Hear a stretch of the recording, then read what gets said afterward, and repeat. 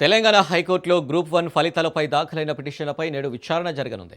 నిన్న పిటిషనర్ల తరపు న్యాయవాదుల వాదనలు ముగిశాయి. ప్రతివాదుల తరపు న్యాయవాదులు ఇవాళ తమ వాదనలు వినిపించనున్నారు. పరీక్షల్లో అవకతవకలు జరిగాయన్న కారణంగా మార్కుల తుది జాబితా, జనరల్ ర్యాంకింగ్ జాబితాల రద్దుతో పాటు తాజాగా పరీక్షలు నిర్వహించాలని సింగిల్ జడ్జి ఇచ్చిన తీర్పును సవాల్ చేస్తూ దాఖలైన అప్పీలపై హైకోర్టు విచారించింది.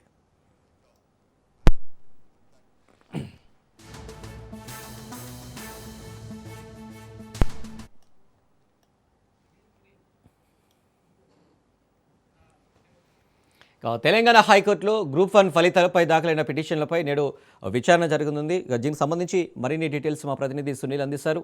సునీల్, గ్రూప్ 1 పిటిషన్ పై ఈ రోజు హైకోర్టు మరొకసారి విచారణ చేపట్టింది. గత విచారణలోనే సింగిల్ బెంచ్ తీర్పును సవాల్ చేస్తూ గ్రూప్ 1 అభ్యర్థులు అటు హైకోర్టు డివిజన్ బెంచ్ లో పిటిషన్ దాఖలు చేశారు. దీనిపై గతంలో గ్రూప్ 1 సెలక్షన్ లిస్ట్ ను రద్దు చేస్తూ సెప్టెంబర్ 9న సింగిల్ బెంచ్ తీర్పు ఇచ్చింది. మెయిన్స్ ని పునర్మూల్యాంకరణకు సంబంధించిన విషయంలో సింగిల్ బెంచ్ ఉత్తర్వులు జారీ చేసింది. అయితే సింగిల్ బెంచ్ తీర్పును సవాల్ చేస్తూ టీజీపీఎస్సీతో పాటు పలువురు గ్రూప్ 1 అభ్యర్థులు డివిజన్ బెంచ్ లో పిటిషన్ దాఖలు చేశారు. మూల్యాంకన పారదర్శకంగా జరిగినట్టు కూడా ఇప్పటికే ఏజీ సుదర్శన్ రెడ్డి కోర్టు దృష్టి తీసుకురావడం జరిగింది.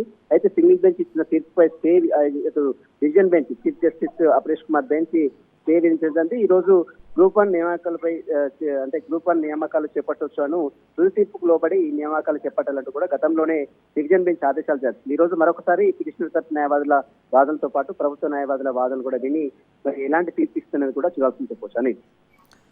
Right Sunil, thank you.